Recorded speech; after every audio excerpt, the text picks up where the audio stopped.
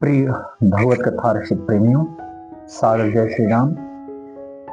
राघवेंद्र सरकार, जगत जननी जानकी और बाबा भोलेनाथ जो अकारण करुणा वरुणालय हैं, आपके जीवन में सुख समृद्धि और सफलता लेकर के आए। यही हम अपने आराध्य और अपने इष्ट बाबा भोलेनाथ से आग्रह करते हैं, निवेदन करते हैं और आप सबको शुभाशुभाश संप्रेषित करते हैं। आज की कथा प्रारंभ करने से पहले जहाँ पे महर्षि नारद को काम जीतने का अहंकार हो जाता है, लेकिन जैसे ही श्री हरि विष्णु अपनी माया को खींच लेते हैं, महर्षि नारद को बहुत पश्चाताप होता है और अपने किए पर पश्चाताप करते हैं और नारायण से क्षमा मांगते हैं और उसे उऋण होने का उपाय पूछते हैं। यह कथा आज हम सुनेंगे, लेकिन इसके पहले आइए हम थोड़ा सा भजन सुन लेते हैं और इसके बाद आज की कथा का रसपान करेंगे। आज की भजन बहुत ही सिंपल है और इसलिए यदि आप समर्थ हैं तो गुनगुना लीजिएगा, क्योंकि प्रभु श्री राम का नाम लेने का बहुत बड़ा महात्म्य है। जैसा कि मैंने बताया, राम नाम की महिमा बड़ी अपरंपार है। रा बोलने से जब हम सांस को बाहर निकालते हैं तो हमारे हृदय के अंतरतम के जितने विकार होते हैं वो सब उस वायु के साथ बाहर निकलते हैं, और जैसे ही मुंह बोलते हैं हमारे होठ जो हैं वो बंद हो जाते हैं, यानी बाहरी विकार हमारे अंतरतम में प्रवेश नहीं कर पाती। ये प्रभु श्री राम की नाम की महिमा है। तो आइए भजन सुनते हैं, इसके बाद आज की कथा का रसपान करेंगे। कभी राम बन के कभी श्याम बन के चले आना प्रभु जी, चले आना। कभी राम बन के कभी श्याम बन के चले आना प्रभु जी, चले आना। कभी राम बन के कभी श्याम बन के चले आना प्रभु जी, चले आना। तुम राम रूप में आना, तुम राम रूप में आना। सीता साथ लेके धनुष हाथ लेके चले आना प्रभु जी, चले आना। तुम राम रूप में आना, हाँ तुम राम रूप में आना। सीता साथ लेके धनुष हाथ ले चले आना प्रभु जी, चले आना। तुम श्याम रूप में आना, तुम श्याम रूप में आना। राधा साथ लेके मुरली हाथ लेके चले आना प्रभु जी, चले आना। तुम श्याम रूप में आना, तुम मुरली वाले रूप में आना। राधा साथ लेके मुरली हाथ ले चले आना प्रभु जी, चले आना। तुम शिव के रूप में आना, तुम शिव के रूप में आना। गौरा साथ लेके डमरू हाथ ले चले आना प्रभु जी, चले आना। शिव के रूप में आना, शशि शेखर के रूप में आना। भुजंग भूषण के रूप में आना। गौरा साथ लेके डमरू हाथ ले चले आना प्रभु जी, चले आना। तुम विष्णु रूप में आना, तुम कृष्ण रूप में आना। तुम राम रूप में आना। लक्ष्मी साथ लेके चक्र हाथ लेके चले आना प्रभु जी, चले आना। कभी राम बन के कभी श्याम बन चले आना प्रभु जी, चले आना। तुम गणपति रूप में आना, तुम गणपति रूप में आना। कैसे? रिद्धि हाथ लेके सिद्धि साथ ले चले आना प्रभु जी चले आना, तुम गणपति रूप में आना, तुम गणपति रूप आना, तुम एक दंत रूप में आना, रिद्धि हाथ लेके सिद्धि साथ ले, चले आना प्रभु जी चले आना, कभी राम बन के कभी श्याम बन के, चले आना प्रभु जी चले आना। वर्णानाम सुषंगानाम रसानाम सिंधसामपि मंगलानाम च कर्तारो वंदे वाणी विनायको, भवानी शंकरो वंदे श्रद्धा विश्वास रूपिणो, याभ्यां विना न पश्यन्ति सिद्धाः शान्तः स्तमेश्वरम्, लोकाभिरामं रणरङ्गधीरं राजीव नेत्रं रघुवंशनाथं, कारुण्य रूपं करुणाकरं श्रीरामचन्द्रं शरणं प्रपद्ये। ओम रामाय रामभद्राय रामचंद्राय वेदसे, रघुनाथाय नाथाय सीताया पतये नमो नमः। करारविंदन पदारविंदम मुखारविंदे विनिवेशयन्तं, वटस्य पत्रस्य पुटेशयानं बालं मुकुन्दं मनसाय स्मरामि। वंशी विभूषित करानूनीरिदाभा पीताम्बरादिर्बिंदु फलाधरोष्ठाः, पूर्णेन्दु सुंदर मुखारविंद नेत्रात् कृष्णात् परं किमपि तत्त्वमहं न जाने। वंदे देवो उमापतिं सुरगुरुं वंदे जगत्कारिणं, वंदे पन्नगभूषणं मेघधरं वंदे सुरेशशाङ्कवह्निनयनं, वंदे मुकुन्दप्रियं वंदे भक्तजनाश्रियं च वर्णं वंदे शिवशङ्करं।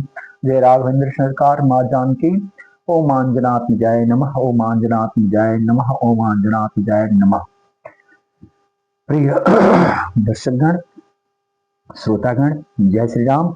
राघवेंद्र सरकार आपके जीवन में मंगल ही मंगल करें। इसकी पूर्व की कथा में हमने नारद मोह की कथा आपको सुनाई थी, किस तरह से महर्षि नारद को काम के जीतने का अभिमान हो गया था। हालांकि जैसे ही कैलाश पे पहुंचते हैं बाबा भोलेनाथ के वहां, बाबा भोलेनाथ मना करते हैं, ये बात आप श्री हरि विष्णु से मत कहिएगा, अगर प्रसंग चले भी तो इस प्रसंग को आप दूर करने का प्रयत्न कीजिएगा, इसकी चर्चा ही न चले ऐसा प्रयत्न कीजिएगा। लेकिन महर्षि नारद को अपने काम जीतने का दर्प हो गया था, घमंड हो गया था, और उन्होंने सोचा कि कैलाश पति भूत भवन बाबा भोलेनाथ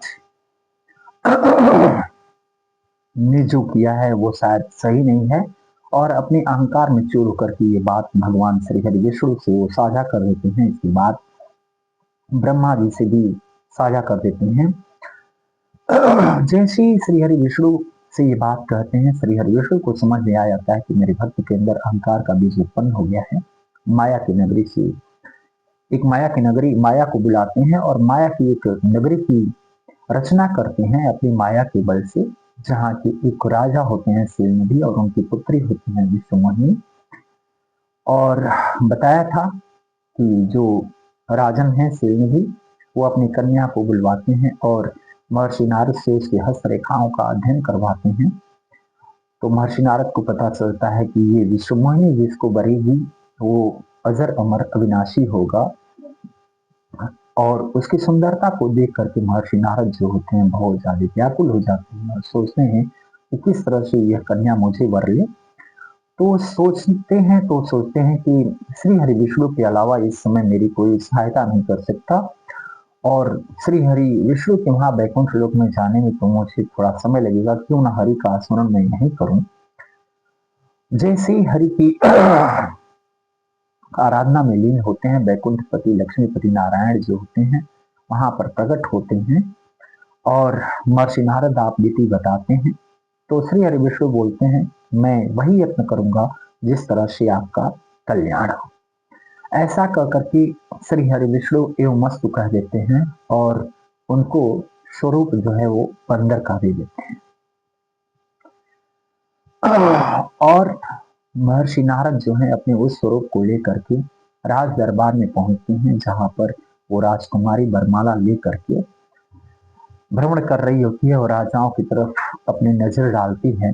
यहाँ पे महर्षि नारद जो होते हैं बार बार व्याकुल होते हैं, बेचैन होते हैं, उस कन्या के आगे की तरफ बढ़ने का प्रयत्न करते हैं, दूसरे लोगों को प्रतीत नहीं होता, लेकिन जैसे ही वो राजकन्या महर्षि नारद की तरफ नजर डालती है तो उस राजकन्या को उनका बंदर का स्वरूप दिखाई देता है, और इसलिए वो जो है राजकन्या जो है वो राजहंसिनी की तरह जो है वो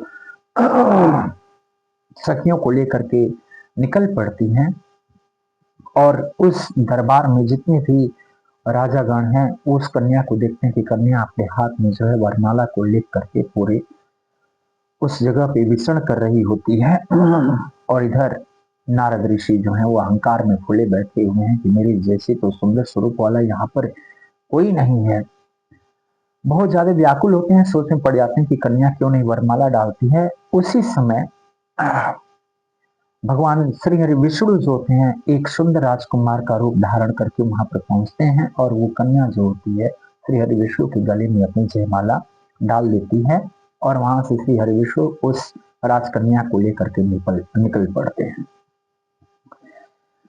अब इधर ब्रह्मर्षि नारद जो होते हैं ये बहुत ज्यादा विकल हो जाते हैं, और इतने विकल होते हैं कि मानो जैसे किसी लालची व्यक्ति ने गठरी में अपनी मणि बांध रखी हो और मणि के गिर जाने से जिस तरह का उसको शोक हो, पीड़ा हो, उस तरह की पीड़ा इधर ब्रह्मर्षि नारद को होने लगती है। और इधर भगवान शिव ने अपने दो गणों को भेजा था, और ये दोनों गण जो हैं उस राज दरबार में ब्राह्मण के रूप में वहां पर उपस्थित थे। वो दोनों जो भी प्रवेश में रुद्र के गण थे, बाबा भोलेनाथ के गण थे, वो उनकी आलोचना करने लगे, उनको व्यंग्य बोलने लगे महर्षि नारद को, और उन्होंने कहा कि आप अपना मुख जो है वो आईने में जा करके क्यों नहीं देखते। ब्रह्मर्षि नारद को बोलते हैं कि आप अपना मुख जा करके आईने में क्यों नहीं देखते। और ऐसा कह करके दोनों जो हैं वो बहुत डर के मारे वहां से भाग जाते हैं, निकल पड़ते हैं।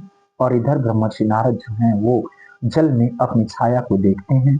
जिस समय अपनी छाया को वो जल में देखते हैं तो उनको बहुत ज्यादा क्रोध होता है, ब्रह्मर्षि नारद को बहुत ज्यादा क्रोध होता है, और इस वजह से वो श्राप दे देते हैं कि तुम दोनों जो है वो राक्षस बनोगे, निशाचर बन जाओगे, और तुम लोगों ने मेरे ऊपर हंसा है, इसका परिणाम तुम्हें भुगतना पड़ेगा, और फिर अपने जीवन में दोबारा तुम किसी ऋषि पर हंसी नहीं कर पाओगे। इसके बाद जैसे ही अपना स्वरूप वो जल में देखते हैं तो ब्रह्मर्षि नारद को उनका वास्तविक स्वरूप दिखाई देता है। जो उनका वास्तविक स्वरूप था, जो सौंदर्य था, वो उनको दिखाई देता है, लेकिन फिर भी मन में उनके बहुत ज्यादा क्रोध है, और तुरंत जो है वो कमलापति की वहां अर्थात श्री हरि विष्णु की तरफ निकल पड़ते हैं उनसे मुलाकात करने के लिए, और बहुत गुस्से में है, आक्रोश में है। और महर्षि नारद बोलते हैं कि दहियों श्राप की मरियों जाई, जगत मोरी उपहास कराई। अर्थात आज श्री हरि विष्णु को या तो मैं श्राप दूंगा और नहीं तो मैं मर जाऊंगा, अपना प्राण दे दूंगा। ऐसा क्रोध में जैसे ब्रह्मर्षि नारद चलते हैं, नीचे ही पंथ मिले धनुजारी, संग रमा श्री राजकुमारी। बीच रास्ते में ही राक्षसों के दुश्मन श्री हरि विष्णु से मुलाकात होती है ब्रह्मर्षि नारद की, और ब्रह्मर्षि नारद के साथ जो है, और ब्रह्मर्षि नारद से श्री हरि विष्णु की मुलाकात होती है। श्री हरि विष्णु के साथ लक्ष्मी जी भी हैं, और वो राजकन्या भी वहां पर होती है जो श्री हरि विष्णु को अपने वर के रूप में स्वीकार की थी। जैसे ही ब्रह्मर्षि नारद को श्री हरि विष्णु देखते हैं, मुस्कुराते हुए बोलते हैं, बोले मधुर वचन सुरसाई, मुनिका चले विकल किनाई। बोलते हैं, श्री हरि विष्णु बोलते हैं कि हे मुनि, आप कहाँ इतना व्याकुल होकर के निकल पड़े हैं, कहाँ जा रहे हैं। इस वचन को सुन करके ब्रह्मर्षि नारद को बहुत ज्यादा गुस्सा आया, और माया के वशीभूत होने की वजह से उन्हें कुछ भी ज्ञान नहीं रहा, और वो तुरंत श्री हरि विष्णु पर आक्रोशित होकर के बोल उठे कि पर संपदा सकौ नहीं देखी तुम्हारी ईर्षा कपट विषय की। दूसरों की संपत्ति को आप देख नहीं सकते श्री हरि विष्णु, और आपके अंदर बहुत ज्यादा ईर्ष्या और कपट है।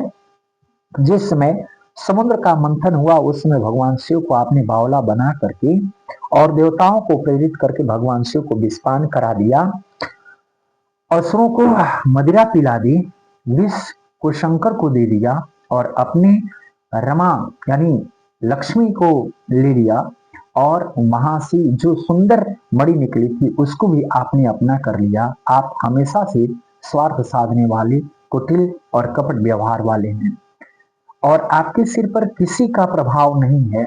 जो आपको मन में आता है श्री हरि विष्णु वही आप करते हैं। भले ही मंद मंदे ही भले करो, यहाँ पे मंद का मतलब बुरे से है। भले ही मंद मंदे ही भले करो, यानी जो बुरा है उसको अच्छा कर देते हैं, जो अच्छा है उसको बुरा कर देते हैं। आपके मन में हर्ष और विस्मय नाम की कोई चीज नहीं है। और बार बार आपको दूसरों को ठगने की वजह से आपको ठगने की आदत पड़ गई है, और सबको आपने परख लिया है, और इसलिए आप निडर हो गए हैं। आपको शुभ और अशुभ कर्म का कोई बाधा नहीं है, और आज तक आपका किसी से सामना नहीं हुआ था, और अब की बार आपने अच्छे घर में दावत दी है, अच्छे घर में निमंत्रण दिया है। जैसा आपने किया है वैसा ही आपको परिणाम भुगतना पड़ेगा। बंची मोहि जवनि धरि देहा, सोई तनि धरो श्राप मुम इहा। जिस शरीर को धारण करके आपने मुझको ठगा है, यानी श्री हरि विष्णु को ब्रह्मर्षि नारद बोलते हैं कि जिस शरीर को धारण करके आपने मुझे ठगा है वही तन आप धारण करेंगे, ये मेरा श्राप है। और कपि आकृति तुम किन्न हमारी, करिए की सहाय तुम्हारी। आपने मेरी आकृति बंदर की थी, और यही बंदर जो है वो आपकी सहायता करेंगे। मम अपकार किन्न तुम भारी, नार विरह तुम हो दुखारी।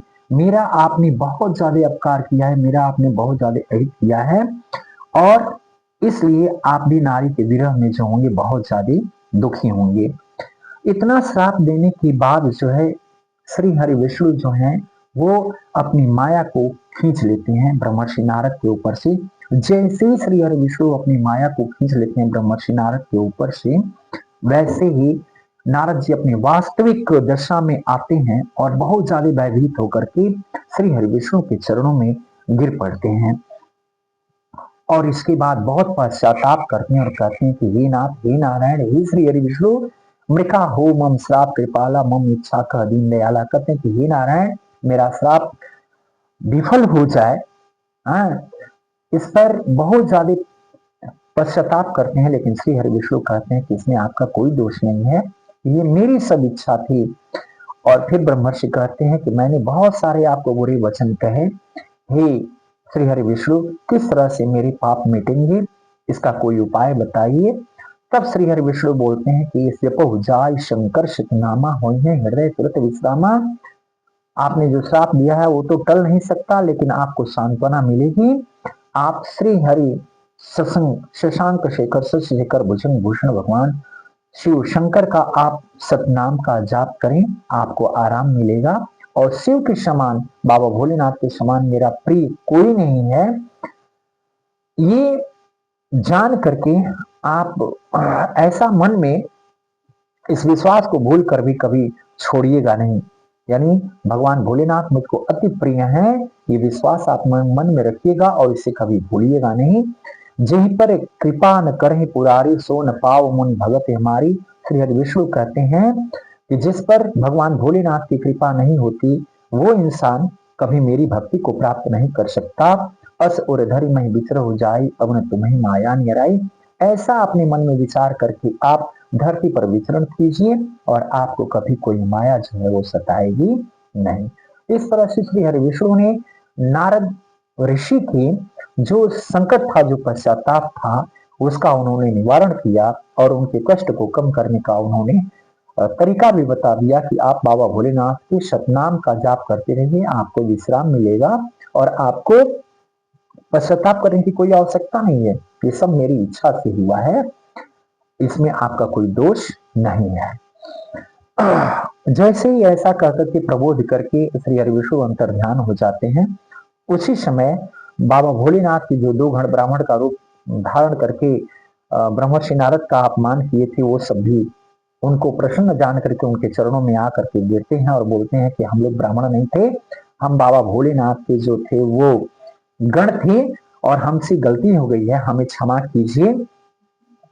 तो उस समय ब्रह्मर्षि विष्णु जो होते हैं वो उनके कहते हैं कि अब तो जो मैंने श्राप दे दिया उसको वापस नहीं लिया जा सकता, लेकिन एक मैं प्रयत्न करूंगा कि तुम लोग अगले जन्म में जो होगी वो राक्षस बन जाओगे और तुम लोग वैभव संपन्न, बहुत तेजवान होगे, बल पौरुष वाले होगे, और जिस समय तुम लोग सारे विश्व को जीत लोगे, उस समय श्री हरि विष्णु जो है मनुष्य का रूप धारण करेंगे और श्री हरि विष्णु के हाथों आपका उद्धार होगा। वही आपको मारेंगे और उनके मारने से आपको मुक्ति प्राप्त हो जाएगी। इस तरह से इस आशीर्वाद को प्राप्त करके वो दोनों रुद्र के गण जो हैं ब्रह्मर्षि नारद के चरणों में प्रणाम करके वहां से निकल पड़े, और अनुकूल समय आने पर वही जो है वो दोनों निशाचर बने, और वही निशाचर जो है वो रावण और कुंभकर्ण बने। इस तरह से आज की कथा यहीं संपन्न होती है। आप सभी मानस प्रेमियों को मेरा सादर नमन है, अभिनंदन है। आप जो अपना बहुमूल्य समय दे रहे हैं इसके लिए हम आपके बहुत बहुत आभारी हैं, और आपका स्नेह और प्यार इसी तरह से बना रहे।